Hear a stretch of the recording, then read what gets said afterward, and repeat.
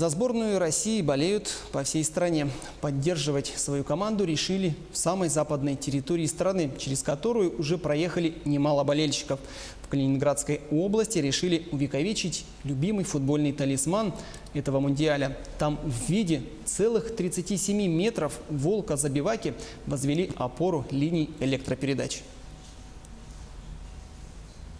В Калининградской области появился 37-метровый волк-забивака, талисман проходящего в эти дни чемпионата мира по футболу. Символ нынешнего мундиаля – стилизованная опора ЛЭП. Весит она 64 тонны, это как 2 вагона поезда.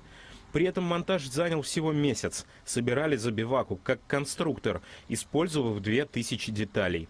Авторы гигантского волка – специалисты подмосковного завода «Гидромонтаж». Уже отметились подобными проектами. Они сделали декоративные опоры в Сочи в преддверии Олимпиады 2014.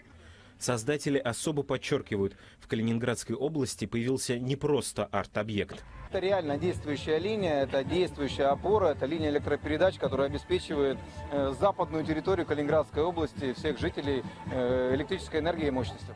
Калининград примет 4 матча группового этапа чемпионата мира. На городском стадионе встретятся Хорватия и Нигерия, Сербия и Швейцария, Испания и Марокко, а также Англия и Бельгия.